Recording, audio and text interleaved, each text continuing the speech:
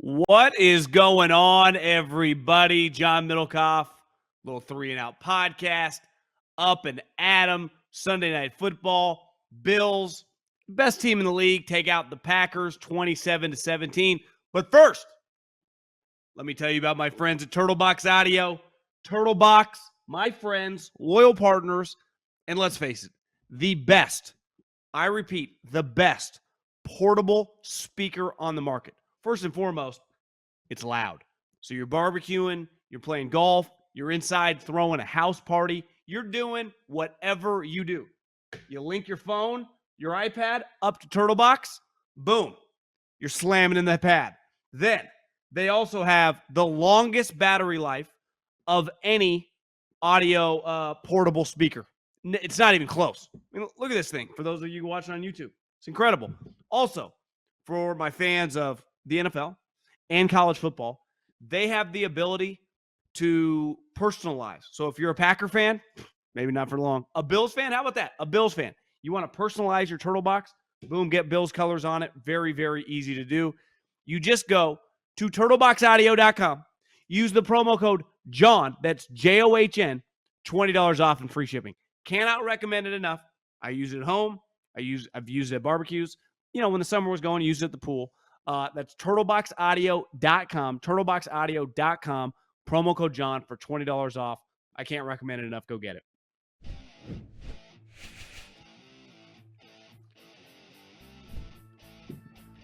Okay. I think we need to start with the Packers because we thought the Bills were a powerhouse. They're a powerhouse, and they are headed to, I would say it would be an upset now if they're not the number one overall seed. We obviously still have a lot of season to go, but they've already beat the Chiefs, and we'll dive into them in a second. But the final score was 27-17. The game was not that close. The score at halftime was 24-7. And honestly, it felt like it easily could have been 35-7. Here's the thing, and this is where I screwed up. I will take the L. Now, obviously, they've got on record with this. It's a well-reported story. They did not want to trade Davante Adams, right? The Chiefs were cool with doing it. It was partly their idea. They had a number. They weren't going to go above it, and they traded him. Now, he also wanted to get traded because he had a number. Davante Adams went to the Packers and said, I'm out. No mas. I'm not playing for you anymore. So even though the NFL is a management league, they were at the spot where he was not going to sign the contract. And they were not going to try to fight with a guy that they really respected. And they basically, I wouldn't say gave into his wishes, but they worked with him. They found a trade partner, which we'll dive into the Raiders here in a second. That's a fucking disaster. And he got traded. And I thought that the group with the defense and the run game would be able to be good enough to maybe not be the consistent number one seed, but win the division, be 11 or 12 wins, because they had the reigning back-to-back MVP. And I think I said this last week. It's pretty clear that I don't care how good you are, in the peak of your powers as a quarterback, you need help around you. Now, does Aaron Rodgers look quite as good as he did the last couple of years? I don't know. For me, it's hard to say. I mean, he's throwing to guys we've never heard of. Let's face it. Until the draft, you didn't know. Most people listening to this did not watch the University of Reno play college football. They definitely did not watch North Dakota State play football. Why? It's impossible. So anytime you draft wide receivers, I would say based on recent history, we've seen a lot of guys come in and have a lot of success. But most of the receivers that have come in and had, I would say, relatively immediate success have been bigger program guys, whether it be a guy from Clemson, a guy from Ohio State, a guy from the SEC, a guy from the Pac-12 or the Big 10 or the Big 12, right? They are programs that if you just a couple times during the year are screwing around on Saturday, even if you're not some diehard college football fan, you might run into CeeDee Lamb, T. Higgins, Justin Jefferson, some of these players, right? Deebo Samuel, DK Metcalf, where when you get players like the Packers draft, you don't really know much about them. And clearly they're very dependent on these two guys contributing at a high level. Now, they were never going to be able to fill Davante's shoes. That's impossible, right? You would have to get a guy to fill his shoes immediately, even if it was two players, they would both have to be, probably both guys would be catching 50 balls each. and getting you 5 or 6 touchdowns, 7 touchdowns each. Like, that was never going to happen. But I did think it was going to be much more functional than it's been because their passing game blows. It wasn't until the fourth quarter when Rodgers threw that touchdown, and it felt like the game was well over. And it turned out to be pretty meaningless, unless you bet on the Green Bay Packers, and it was very meaningful because it helped them cover the spread. But, like, the Packers are bad. Like, they are just a bad football team. They're 3-5. Now they got a game coming up against the Lions, and they're playing in Detroit, and Dan Campbell is in shambles. But then I look, their next 3 games are Cowboys, Titans, at the Eagles. So let's even give them a win against the Lions, which, I'll be honest, Lions clearly aren't that good, but they play in a lot of weird games, and if a ball just bounces their way, are going to win one of these weird games. Like, the Lions aren't going 1-16. They're going to go 3-14 or 4-13. That means they're going to run into a couple wins when they are 7, 8, 10-point underdogs. That's just a reality probably of their season. So I think the Packers should win that game. Historically, they've kicked the shit out of the Lions, but I haven't seen a team like this from Green Bay when Aaron was playing well. Because remember the season when McCarthy got fired, Aaron looked terrible. It looked like he had kind of checked out. It was the biggest reason, in my opinion, that they drafted Jordan Love, because he had been trending bad McCarthy's year.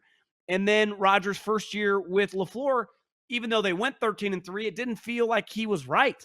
Like, as just a, guy that has watched football players for a living for a long time now, it felt like he was trending the other direction. Now, that clearly wasn't the case, but you got the Cowboys, Titans, and Eagles. So now that you have a good version of Aaron Rodgers, like, even if they lose 2 of those, so they beat the Lions and then they lose 2 out of the 3, you're talking about a 5-7 football team. Or excuse me, a 4. They beat the Lions, win 1. Yeah, they'd be 5-7. 5-7. I mean, how are they ever going to go on a run? Like, I don't see them. Like, I think it's fair to say this team is not a playoff team. Like, this team is screwed, which it was pretty clear by the numbers coming in tonight. And you went, well, they're probably not going to beat the Bills. You start looking at their schedule, like, it's pretty wild. Like, they're more likely headed toward 6-11 than 9-8, And anytime that you have a $50 million quarterback, it's one thing to miss the playoffs by a game or 2. It's another thing to be drafted near the top 10. And 6-11 might get you in the top 10. And then I think you start asking yourself, like, what do you do? I mean, what if you have a chance to kind of move up, get one of these quarterbacks? We saw how he reacted last time. And I'm not blaming Rodgers here, right, for this season, but you do have to contemplate how often you're up there in that franchise, drafting that high. It would make things very complicated, and that's where they're headed, because this season has been an utter disaster. Talk about the Bills. What's weird about the Bills, right, is I would say they look to me, I guess if you go 15-2, you can only lose one more game, but I think 15-2 is pretty doable. I mean, they're clearly the cream of their division's crop. How are they going to lose a game in their division? Like, who's the Dolphins? I know they beat them, but think of what a miracle they're beating them again. They're beating the Patriots both times, and they're clearly beating the Jets both times. You see Zach Wilson? Like, that ain't happening. They won today pretty convincingly against Aaron Rodgers, and obviously, like we just talked about, a 6-7 win Packer team, with Josh Allen playing about as poor game as you're going to see him. I mean, those 2 picks he threw looked like he was, Teddy Bridgewater, Jacoby Brissett. Like, I've been watching Josh Allen, and he had moments in this game where it hit me, and I tweeted this out on Elon's app, that you remember if you're my age, you're born in the 80s, and you grew up on Shaq, and not just like Shaq that like played for the Lakers, but the guy that played at LSU, and then the guy that got drafted by the Orlando Magic, and then even early on before Phil Jackson. He was such a freak. You would watch Shaquille O'Neal play, and I remember going to see him play when he was with the Orlando Magic, and then again early on with the Lakers against the Sacramento Kings. And you'd just be like, what am I watching? The dude was so much bigger than everyone else. He could run and jump. He's an anomaly. He's an all-time physical outlier. And there are times when you're watching Josh Allen, you go, what the fuck am I watching? Just how fast he is, how quick he is. Like, now, you can say Cam Newton had that, but for the most part, Cam Newton was never consistently throwing the ball like this. Like, Cam Newton never went to the playoffs back-to-back years. Like, Josh Allen is going to compete for the number 1 seed literally every single year. I mean, we're watching like John Elway meet Stan Marino. And tonight, well, if I had to give him a letter grade, I don't even know if they do that in schools anymore. To me, his letter grade would be like a C-. They can win C- games by double-digit points. Like, this team is really, really good. And to me, their biggest advantage, because obviously now when you get a player of his caliber and you're winning a lot, you're only going to get judged on winning big in January. Like, that is the standard in which they're at. Like, ultimately, they're going to win a ton of regular season games for the foreseeable future, this year, next year, going forward.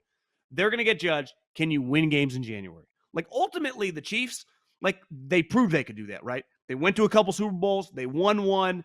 We know they can win big in January. Now, we've also seen them. I mean, last year they, blew it against the Bengals. And, that first year with Mahomes, they lost to Brady.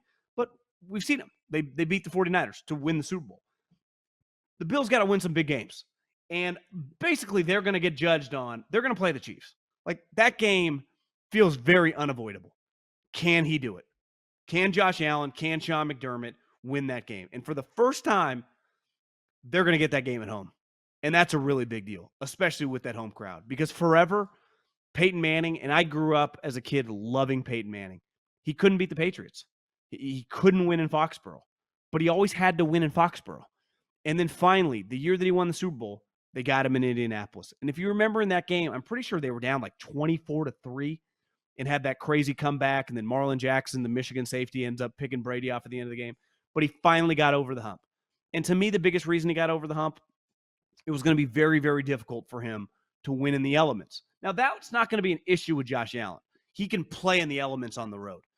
But it is very difficult when you're playing your equal to beat them away from home in January in a one-off game. And I think the Bills, having the number 1 overall seed, like, they're going to be strictly judged. And I think we're already at that point, like, as long as they don't have some catastrophic injury to Josh Allen, to Diggs, on can they win 2 games, in January. And they're going to get a bye, and then they're going to host, who knows, a Titans team, whoever. We can pick some AFC team and then play the Chiefs.